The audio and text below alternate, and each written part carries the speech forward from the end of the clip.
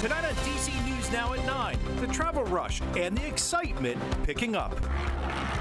We're live at Dulles Airport with a holiday mad dash. Good evening, everyone. I am tracking your national forecast tonight and what to expect across the DMV. Details in a moment. I was going to go to that store and get a soda, so thank God I didn't, because it could be me. A quadruple drive-by shooting right near Nats Park. The two lone survivors in critical condition. Tonight, the search for the people and the SUV involved. Dozens of Apple products stolen. 3 people now in custody. The details on yet another retail bust. Plus, checking in on homes while families are away for the holidays. The police program helping people in Tacoma Park feel at ease. We begin with breaking news and DC News Now at 9 o'clock. DC police say this Jeep used in the mass shooting just outside of Nats Park today has now been found. But so far, no arrests have been made as this hour. Hi, everybody. Thanks for joining us for DC News Now at 9 o'clock. I'm Chris Flanagan. And I'm Susan Tran in for Thasmin Mahfouz. The drive-by shooting, this happened in Southwest DC, killing 2 people and critically hurting 2 others. And we're going to have more in that investigation in just moments. But first, we are tracking our holiday traffic rush, and take a live look right now and you can see there are plenty of cars on the roads, plenty of brake lights as well. AAA forecasting 115 million people will drive far from home between Saturday and New Year's Day. That is up from last year, though slightly down from the record that was set before the pandemic in 2019. Experts are saying that the worst traffic days will likely be this Saturday and next Thursday. We're also expecting tons of people flying to and from our area airports. The TSA projected today as one of the busiest flying days of the holiday season. Our Max Marcilla joining us live tonight outside of Dulles with a look at how today went and what you need to know if you're about to take to the skies. And Max, fortunately, not too many hiccups today. So far, so good, Chris and Susan, and that's a welcome sign considering it was about a year ago when that Southwest debacle with all of those cancellations and delays was happening. Even through that last December here at Dulles Airport, nearly 2 million customers came through here flying to or from their destinations. And this December could be even busier with the next 10 days, a key reason why. It's the most wonderful time of the year. Time to try to find your ride in a packed pickup section or rearrange suitcases before they're weighed. Of course, there are always inconveniences of traveling, but so far they haven't left too many flyers frustrated. Dulles is really well run, so I'm pretty happy today so far. On Thursday evening, jet setters at Dulles International Airport didn't have to endure bad weather outside or terribly long lines only once they got inside. I also love the travel. That's still a sentiment you may not hear often, but Chimini Valikala has a good reason for her excitement. I'm very excited to go and get engaged. My fiance already flew there from Australia. We're a long-distance couple, so it's the first time I'm seeing him since 9 months. A unique and exciting travel story, and there will be millions this week. AAA projects more than 115 million people will drive more than 50 miles for the holiday season. An additional 7.5 million will fly from across the country to across the ocean. And they all packed some advice. The tips and tricks of what to do, definitely a checklist because I'm a bit forgetful. Finish all your tasks before you leave so that you can leave in a free mind. Yeah, make that list and check it twice for sure. A couple of other travel tips, whether you're flying or driving. It's important to remember the best times to hit the road are either before lunchtime or, if you wait, leave after 7 o'clock at night. And also, one Dulles-specific travel tip. You see this line behind me for the departures. There's a lot of people getting ready to come and go. There is now a Kiss and Fly drop-off area just beyond the metro stop, so it's a short ride, so get those passengers out of the car so you don't have to sit in that bumper-to-bumper loop. Reporting live from Dulles, Max Marcilla, DC News Now. All right, always some good advice there, Max. Thank you. Now, if you need to catch a train or a bus for the rest of the week, well, listen up. Tomorrow through Sunday, there will be no Red Line service at Union Station or Judiciary Square. This is in addition to the 2-week suspended Red Line service between Gallery Place and DuPont Circle. If you need a way to get to Union Station or elsewhere, there are shuttle buses available. With much more information on our website, dcnewsnow.com. And if you're hitting the road, don't forget to scan this QR code here on the left side of your screen. It'll send you to our DC News Now gas tracker. You'll be able to compare costs in our area so you get the best deal at the pump. We always like to hear that. Right, some good prices at the pump and pretty smooth going if you're traveling out of the D.C. area. Yeah, DC News Now, Chief Meteorologist Janessa Webb here, and travel-wise, it's looking pretty good the next couple days. Yeah, this is very ideal across the region, up and down the East Coast. Zero problems weather-wise, with high pressure still and fully intact across the entire region. Live look out towards DCA, really pretty great conditions as the winds, they're minimal as well. Welcome to winter. We have finally officially, actually around 10:30, officially going to go into winter, but tomorrow will be our first full day.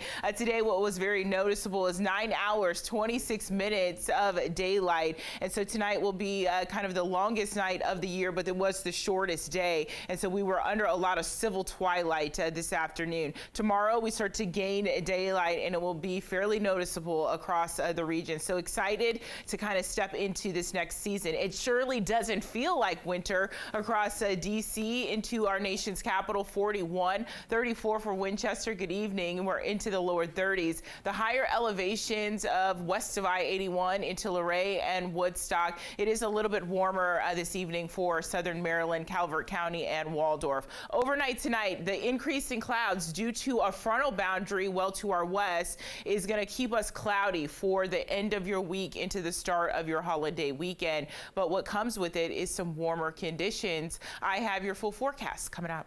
Janessa, thank you. Let's get back to our developing story right now. The drive-by shooting in southwest D.C. killing 2 people and critically hurting 2 more. It happened just before noon today on Half Street, just a few blocks away from Nats Park. We have our Marielle Carbone joining us live from police headquarters. And Marielle, you spoke with neighbors there. What are they telling you? Well, they tell me this was terrifying. One neighbor describes what she heard as sounding like a machine gun, many bullets in a row. And another neighbor tells us that this is the worst shooting she's ever heard in that area. Now, tonight, they are processing what happened as police continue to investigate. Beyond the Christmas decorations, another marking lights up this street in Navy Yard. Yellow crime scene tape. It sounded like about 30 gunshots. They started dumping off shots. According to police, a man and a woman were shot and killed. 2 other men were injured after the shooting just outside this corner store on Half Street. It's heartbreaking. 2 people lost their life. And this neighbor did not want to show her face, but says more resources are needed citywide. I mean, the violence across the city is out of control. Drugs, mental health, substance abuse. Based on what we saw on the video, they were just standing there. Police Chief Pamela Smith says the victims were shot by the person or people in this 2015 white Jeep Grand Cherokee, which was stolen in an armed carjacking Wednesday night. The shooting caught on various video cameras in the area. What people don't know is that we have a lot of video cameras in this area. He was limping to come around in front of the store and saying, "Oh, I've been shot." And despite the cameras, neighbor Stephanie Rogers, who witnessed the mass shooting, says gunfire is common here. And as long as we've been here, we hear gunshots all the time. It's a reality community members want to see change. There needs to be more community engagement. We all need to feel like a community. We all need to act like a community, but it's terrifying. It's terrifying because you don't know who's on the edge. And Chris and Susan, as you mentioned, police believe they did find the car involved in Prince George's County, but they are still asking if you have any information on the vehicle, the people that may have taken that vehicle, or anything else about this shooting, to contact them to pass that information along. They are offering a $25,000 reward for any information that leads to an arrest in this case. Reporting live tonight from police headquarters, I'm Marielle Carbone, DC News Now. All new tonight at 9 o'clock, a devastating house fire destroys a home in Silver Spring, Maryland earlier today. A video here shows flames tearing through the front of that home on Alexander Manor Drive. The fire caused about $500,000 in damages. 3 adults and 2 pets were displaced. Fire officials say charging lithium-ion batteries caused that fire. No injuries, though, were reported. County now, and a student with a loaded handgun at the same school where there were several fights earlier this week. Now, this caused quite a scare there at Flowers High School. Police say a school security guard found the gun on Kashawn Reeves this morning, and the 18-year-old now faces several charges. This comes days after at least 10 fights broke out at that high school. Parents and students say the recent violence could have been avoided if the school's principal was not placed on leave back in October. But today we learned Principal Gorman Brown is reinstated, and many are excited for his return. Our Marie Sisse covers Prince George's County and spoke to parents about his reinstatement. Out of control. That's how parents are describing the recent incidents here at Flowers High School during the time where Principal Gorman Brown was on administrative leave. Now that he's been reinstated, they're hoping things can be under control. Yes, yes, and more yeses. I'm glad to have Dr. Brown back. Excited. That's how students and parents at Charles Herbert Flowers High School feel after learning Principal Dr. Gorman Brown will be reinstated. Gorman was placed on administrative leave back in October, and the school system still never shared why. Since then, parents and students have been pushing for his return, and on Wednesday, he was reinstated. But when they took him from us, not giving us any notification on why he was taken, mayhem happened in this school. So that goes to show you the power that this man have over these babies here in Flowers High School. During his 2-month absence, several recent incidents raised safety concerns for parents, like on Tuesday when more than 10 different fights happened at the school, and on Thursday when a student brought a loaded gun to the school. Out of control. We need our structure back. If it wasn't for the metal detectors, this young person would have been able to get inside the building and do harm to all of our children. So I want safety for all of our children. Although the recent incidents are not connected to the school's leadership changes, students and parents are hoping things will improve. I know once we put Dr. Brown back in the schools, he will bring that order back to these children and give them the love that they need. Now, according to the principals union, Dr. Brown is eligible to report back to work, which means he could return tomorrow, Friday, or after the holidays. For now, reporting in Springdale, Maryland, I'm Marie Sisse, DC News Now.